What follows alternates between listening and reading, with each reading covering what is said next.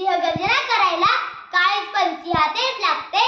सिंहगर्जना करायला काळीज पण सिंहातेच लागते.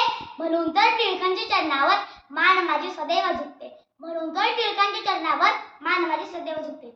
आदरणीय व्यासपीठावरील मान्यवर, पूज्य गुरुजन वर्ग आणि माझ्या बालमित्रांनो, मी कुमारी श्रेयली त्रिवेणी मंगेश महाबरे, इयत्ता 4थी ब मधील विद्यार्थिनी.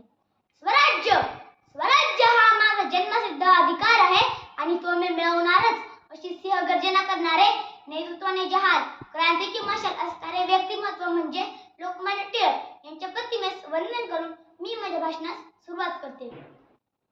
मित्रांनो, बाळ गंगाधर टिळक म्हणजेच लोकमान्य टिळक यांचा जन्म 23 जुलै 1856 रोजी रत्नागिरी जिल्ह्यातील चिखली या गावी झाला. लोकमान्य टिळक हे भारतीय स्वातंत्र्य चळवळीचे प्रमुख नेते होते. जेव्हा टिळक 15 वर्षाचे होते तेव्हा त्यांचे लग्न 10 वर्षाच्या सत्यभामाबरोबर लागले. लोकांमध्ये स्वातंत्र्याची जागृती व्हावी म्हणून त्यांनी केसरी व मराठा ही 2 वर्तमानपत्रे सुरू केली. टिळकांच्या कार्याने घाबरून इंग्रजांनी त्यांना अटक करून त्यांच्यावर खटला चालवला. तेव्हा न्यायालयात स्वराज्य स्वराज्य हा माझा जन्मसिद्ध हक्क आहे आणि तो मी मिळवणारच, अशी सिंहगर्जना केली.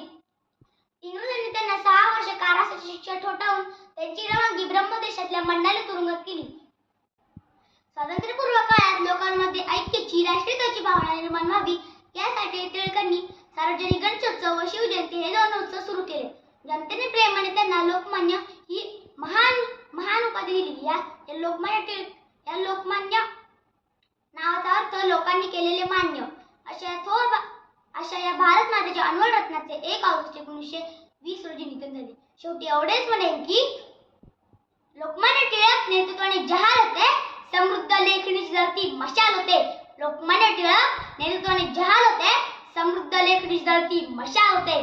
परकीय बंदिवासाने शापित देश होता, परकीय बंदिवासाने शापित देश होता, पण आग केसरीचा एक लेख होता, पण आग केसरीचा एक लेख होता. केली सिंहगर्जना